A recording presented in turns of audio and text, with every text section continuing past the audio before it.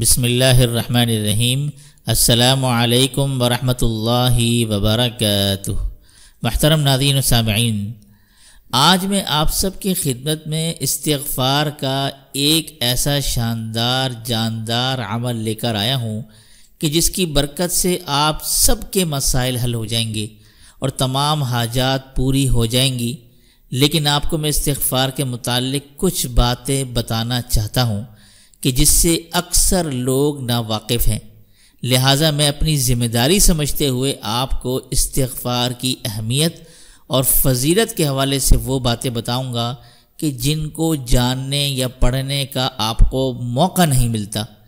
پھر جو عمل آپ کو بتاؤں گا اس کو کرنے میں جو آپ کو مزہ آئے گا اور پھر دل سے پڑھنے پر اللہ آپ کے جو مسائل حل کرے گا وہ میں یقین جانے یہاں بیان نہیں کر سکتا۔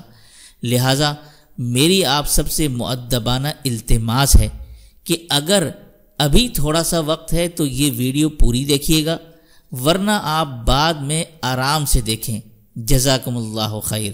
محترم ناظرین، آج ہم گناہوں کے سمندر میں غرق ہیں، قدم قدم پر رب کریم کی نافرمانیاں کر رہے ہیں۔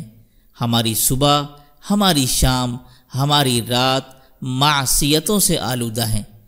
نفس اور شیطان کے چنگل میں پھنس کر ہم اپنے رحیم اور مہربان پروردگار کی بغاوت کے مرتکب ہو رہے ہیں۔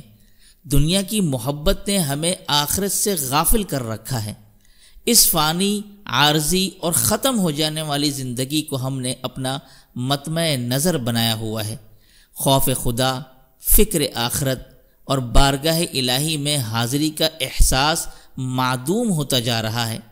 نتیجہ سامنے ہے، کثرت ذنوب نے ہم پر آفات، بلیات اور مصائب و آلام کے وہ پہاڑ توڑے کہ الامان والحفیظ۔ حالانکہ کتاب و سنت ہمیں اس بات سے آگاہ کرتے ہیں کہ انبیاء کرام صلوات اللہ علیہم اجمعین کے علاوہ کوئی فرد بشر معصوم نہیں۔ ہر انسان سے خطا، لغزش اور غلطی کا صدور ہو سکتا ہے، لیکن بہترین خطا کار وہ ہے جو اپنے کیے پر نادم اور شرمسار ہو، جسے اس حقیقت کا احساس ہو کہ میرا بد عمل محفوظ کر لیا گیا ہے اور میرا رب مجھ سے اس بارے میں یقیناً پوچھے گا۔ یہی وجہ ہے کہ صاحبان ایمان کو بار بار گناہوں کے تریاق کی طرف متوجہ کیا گیا ہے۔ قرآن کریم کی 10 آیت مبارکہ توبہ استغفار کی اہمیت بیان کرتی ہیں۔ سینکڑوں احادیث مبارکہ میں انابت اور رجوع الی اللہ پر روشنی ڈالی گئی ہے۔ ایسا نہ ہو کہ بندہ گناہ کا ارتکاب کرنے کے بعد مایوس اور پریشان ہو جائے، بلکہ کتاب مبین میں خطا کاروں کے واسطے صاف صاف اعلان کر دیا گیا ہے کہ اللہ کی رحمت سے نا امید نہ ہو، پھر سچے دل سے استغفار، توبہ اور باری تعالیٰ کے سامنے اقرار معصیت کی خیر و برکات دونوں جہاں میں نصیب ہوتی ہیں۔ حضور اقدس صلی اللہ علیہ وآلہ وسلم کا ارشاد ہے کہ جو شخص استغفار میں لگا رہے تو اللہ تعالیٰ اس کے لیے ہر دشواری سے نکلنے کا راستہ بنا دیں گے اور ہر فکر کو ہٹا کر کشادگی عطا فرما دیں گے، اور اس کو ایسی جگہ سے رزق دیں گے کہ جہاں سے اس کو گمان بھی نہ ہوگا۔ حضرت ابو بکر صدیق رضی اللہ تعالی عنہ نے عرض کیا، یا رسول اللہ صلی اللہ علیہ وآلہ وسلم، مجھے کوئی دعا سکھائیے جو میں اپنی نماز میں مانگا کروں۔ اس پر حضور اقدس صلی اللہ علیہ وسلم نے ان کو وہی مشہور دعا تعلیم فرمائی جسے عام طور سے نماز میں درود شریف کے بعد پڑھا کرتے ہیں کہ اے اللہ، میں نے اپنی نفس پر بہت ظلم کیا اور نہیں بخش سکتا گناہوں کو مگر تو ہی، پس مجھے بخش دے ایسی بخشش جو تیری طرف سے ہو اور مجھ پر رحم فرما، بلا شبہ تو بخشنے والا بہت مہربان ہے۔ غور کرنے کی بات یہ ہے کہ نماز پڑھی ہے جو سراسر خیر ہے، اللہ تعالیٰ کا فریضہ ادا کیا ہے جس کی نیکی ہونے میں کوئی شک نہیں ہے، اور فریضہ ادا بھی کس نے کیا؟ صدیق اکبر رضی اللہ تعالی عنہ نے۔ اور پھر ان کو تعلیم دی جا رہی کہ نماز کے ختم پر مغفرت کی دعا کرو۔ اس کی وجہ یہ ہے کہ اللہ جل شانہ کی بارگاہ کے شایان شان کسی سے بھی عبادت نہیں ہو سکتی۔ عبادت کیے اور مغفرت مانگتے جاؤ۔ گناہ ہو جانے پر تو سب ہی توبہ استغفار کرتے ہیں، مخلصین کاملین نیکی کر کے استغفار کرتے ہیں، اور یہ طرز زندگی ان کو حضور اقدس صلی اللہ علیہ وآلہ وسلم کی اتباع میں نصیب ہوئی ہے۔ حضور اقدس صلی اللہ علیہ وسلم ساری مخلوق سے افضل ہیں، اللہ تعالیٰ کے سب سے زیادہ مقرب بندے۔ اللہ تعالیٰ نے آپ صلی اللہ علیہ وسلم کو وہ کچھ عطا فرمایا جو کسی کو نہیں دیا۔ آپ صلی اللہ علیہ وسلم رات بھر نماز میں کھڑے رہتے تھے اور اللہ کے دین کو بلند کرنے کے لیے بڑی بڑی محنتیں کرتے تھے۔ اللہ تعالیٰ نے آپ صلی اللہ علیہ وسلم کو حکم دیا، پس آپ صلی اللہ علیہ وسلم اپنے رب کی تسبیح اور تحمید کیجئے اور اس سے مغفرت کی درخواست کیجئے، بے شک وہ بڑا توبہ قبول کرنے والا ہے۔ آپ صلی اللہ علیہ وسلم فرض نماز کا سلام پھیر کر 3 بار استغفر اللہ پڑھتے تھے، یعنی اللہ جل شانہ سے مغفرت کا سوال کرتے تھے۔ حضرت عبداللہ ابن عمر رضی اللہ تعالیٰ عنہما فرماتے ہیں کہ ہم یہ شمار کرتے تھے کہ حضور اقدس صلی اللہ علیہ وسلم مجلس میں 100 مرتبہ یہ پڑھا کرتے تھے، اے اللہ میری مغفرت فرما دے اور میری توبہ قبول فرما، بے شک تو بہت ہی توبہ قبول فرمانے والا، بہت بخشنے والا ہے۔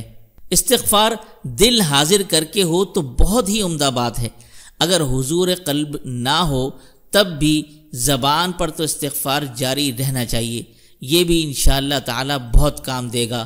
استغفار میں کبھی کوتاہی نہیں کی جائے اور مواقع نکال کر حضور قلبی اور پوری ندامت کے ساتھ بھی کرتے رہا کریں، تاکہ ہمیشہ غفلت والا ہی استغفار نہ رہے۔ ہر وقت حضور قلب نہیں ہو سکتا تو کبھی کبھی تو اس پر قابو پایا جا سکتا ہے، مثلا یہ کہ رات کو سوتے وقت خوب دل حاضر کر کے 2 رکعت نماز نفل پڑھ کر خوب گڑ گڑا کر توبہ استغفار کر لیا کرے۔ اعمال کی اصلاح میں بھی استغفار کا بڑا دخل ہے۔ حضرت حذیفہ رضی اللہ تعالیٰ عنہ نے بیان فرمایا کہ میں اپنے گھر والوں کے بارے میں تیز زبان واقع ہوا تھا۔ میں نے عرض کیا یا رسول اللہ، مجھے ڈر ہے کہ میری زبان کہیں دوزخ میں داخل نہ کرا دے۔ آپ صلی اللہ علیہ وسلم نے فرمایا کہ تم استغفار کو کیوں چھوڑے ہوئے ہو؟ بلا شبہ اللہ تعالیٰ سے 100 مرتبہ روزانہ مغفرت میں طلب کرتا ہوں اور توبہ کرتا ہوں۔ زبان کی تیزی کی اصلاح کے لیے اس حدیث میں استغفار کو علاج بتایا ہے۔ ہر طرح کی مشکلات اور تفکرات سے محفوظ رہنے اور دل کی صفائی کے لیے بھی استغفار بہت اکثیر ہے۔ حضور اقدس صلی اللہ علیہ وآلہ وسلم کے ارشاد ہے، جو شخص استغفار میں لگا رہے اللہ تعالیٰ اس کے لیے ہر دشواری سے نکلنے کا راستہ بنا دیں گے اور ہر فکر کو ہٹا کر کشادگی عطا فرما دیں گے اور اس کو ایسی جگہ سے رزق دیں گے جہاں سے اس کو گمان بھی نہ ہوگا۔ استغفار کا عمل اللہ تعالیٰ کو یقین جانے بے حد محبوب ہے۔ ایک حدیث مبارکہ میں جناب نبی کریم صلی اللہ علیہ وآلہ وسلم نے ارشاد فرمایا، جب بندہ اللہ تعالیٰ سے توبہ کرتا ہے تو اس کی توبہ سے رب کریم اس سے زیادہ راضی اور خوش ہوتے ہیں جتنا تم میں سے کوئی اس وقت ہوتا ہے جب وہ اپنی سواری پر جنگل اور بیاباں میں جا رہا ہو، اچانک وہ سواری اس سے گم ہو جائے، اس حال میں کہ اس پر اس کا کھانا پینا بھی رکھا ہو، وہ اس کی واپسی سے مایوس ہو جائے اور ایک درخت کے سائے میں آ کر لیٹ جائے۔ ابھی وہ اس حال میں ہو کہ دفعتاً دیکھے وہ سواری اس کے پاس کھڑی ہے، پس وہ اس کی لگام تھام لے، پھر مسرت و شادمانی کے عالم میں یہ کہہ بیٹھے، اے اللہ آپ میرے بندے اور میں آپ کا رب ہوں، یعنی خوشی کے باعث غلط جملہ کہہ دے۔ جناب رسول اللہ صلی اللہ علیہ وسلم نے اپنے مبارک عمل سے بھی امت کو استغفار کی طرف متوجہ فرمایا ہے۔ ایک حدیث میں ارشاد ہے کہ اے لوگو اللہ کے سامنے توبہ کرو، بے شک میں بھی دن میں 100 مرتبہ توبہ کرتا ہوں۔ اب بعض لوگ یہ کہتے سنائی دیتے ہیں کہ ہم توبہ کے باوجود گناہوں سے باز نہیں آ رہے، تو پھر ایسی توبہ اور ایسے استغفار کا کیا فائدہ؟ حالانکہ حدیث مبارکہ میں جناب رسول اللہ صلی اللہ علیہ وسلم نے ارشاد فرمایا کہ جو شخص استغفار کرتا ہے اسے گناہ پر اصرار کرنے والا نہیں سمجھا جائے گا، اگرچہ دن میں 70 مرتبہ وہ اس گناہ کا ارتکاب کیوں نہ کرے۔ مذکورہ حدیث مبارکہ کی تشریح میں حضرات علماء کرام فرماتے ہیں، گناہ پر اصرار کرنے والا وہ ہے جو استغفار نہ کرے اور گناہ پر شرمندہ بھی نہ ہو۔ ابن الملک رحمۃ اللہ علیہ فرماتے ہیں کہ جو کوئی معصیت گناہ کا کام کرے اور اس کے بعد استغفار کر لے اور اظہار ندامت سے کام لے، وہ برائی پر اصرار کرنے سے نکل گیا۔ گناہوں پر شرمسار ہونا، اپنی لغزش کا اقرار کرنا اور اپنے جرم کا اعتراف کرنا وہ مبارک و بابرکت عمل ہے کہ جس کا توڑ شیطان کے پاس نہیں۔ امام اوزاعی رحمۃ اللہ علیہ فرماتے ہیں کہ ابلیس نے اپنے چیلوں سے کہا، تم انسانوں کو کس طرح گمراہ کرتے ہو؟ وہ کہنے لگے، ہم ہر طریقے اور ہر جہت سے انہیں گمراہ کرتے ہیں۔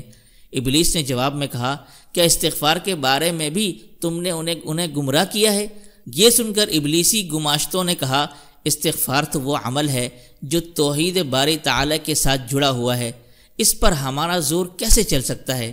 ابلیس نے کہا، میں انسانوں کے درمیان ایسی چیز پھیلاؤں گا کہ جس پر انہیں استغفار کرنے کی نوبت نہیں آئے گی۔ امام اوزاعی رحمۃ اللہ علیہ فرماتے ہیں کہ شیطان نے انسانوں میں خواہشات اور تمناؤں کو پھیلایا جسے کوئی گناہ نہیں سمجھتا اور اس پر استغفار بھی نہیں کرتا۔ حضرت ابو سعید خدری رضی اللہ تعالیٰ عنہ کی روایت ہے کہ جناب نبی کریم صلی اللہ علیہ وآلہ وسلم نے ارشاد فرمایا کہ بے شک شیطان نے اللہ تعالیٰ سے کہا تھا کہ اے میرے رب، تیری عزت کی قسم، میں ہمیشہ تیرے بندوں کو گمراہ کرتا رہوں گا جب تک ان کی روحیں ان کے جسموں میں موجود رہیں گی۔ جواب میں اللہ تعالیٰ نے ارشاد فرمایا، میرے عزت کی قسم، میرے جلال کی قسم، میرے بلند مرتبے کی قسم، جب تک میرے بندے مجھ سے مغفرت طلب کرتے رہیں گے میں انہیں معاف کرتا رہوں گا۔ تو یہ کچھ تفصیل تھی استغفار کے حوالے سے۔ اب آپ کو عمل کے حوالے سے بتاتا چلوں کہ جتنے بھی یہ اوراد، اذکار، وظائف ہیں یا بزرگوں کے تجربات ہیں، جیسے ایک شخص ایک کلمہ بتاتا ہے تو دوسرا شخص دوسرا کلمہ بتاتا ہے، جیسے حکیم، طبیب، ڈاکٹر وغیرہ ایک ہی بیمار کو مختلف دوائیاں تجویز کرتے ہیں، علم کے ساتھ اس کا تجربہ بھی جمع ہے۔ بزرگان دین، علماء اور مرشد حضرات بھی اسی طرح اس شخص کا درد اور غم سن کر کوئی کلمہ جو ہے وہ انہیں عنایت کرتے ہیں، تو ساتھ تجربہ بھی ہوتا ہے کہ بھائی 25 مرتبہ روز پڑھ لو، 100 مرتبہ پڑھ لو۔ تو اسی تجربے کی بنا پر ایک استغفار کا عمل شیخ الاسلام ابن تیمیہ رحمۃ اللہ علیہ نے لکھا ہے کہ جو شخص روزانہ کم از کم 1000 مرتبہ استغفار کرے اور 40 دن میں کوئی ناغہ نہ کرے، مکمل 40 دن پورے ہو جائیں اور اس نے کسی دن بھی 1000 سے کم استغفار نہیں پڑھا، 41ویں دن اس کی تمام مشکلات حل ہو جائیں گی۔ اللہ رب العزت اس کی تمام پریشانیاں دور کر دے گا اور اس کی دعا قبول کر لے گا۔ تو یہ ہے استغفار کا عمل اور اس کی اہمیت اور فضیلت جو میں نے آپ کے سامنے رکھی ہے۔ امید کرتا ہوں کہ آپ سب کو آج کا عمل پسند آیا ہوگا، تو پسند آنے پر ہماری حوصلہ افزائی کے لیے ویڈیو کو لائک لازمی کیجیے گا، اور اگر یہ ویڈیو آپ نے آخر تک دیکھی ہے تو اس ویڈیو کے نیچے کمنٹ میں کوئی بھی اللہ کا خوبصورت نام لکھ کر ہماری حوصلہ افزائی کے لیے ویڈیو کو آگے شیئر بھی کرتے جائیے گا۔ جزاکم اللہ خیر۔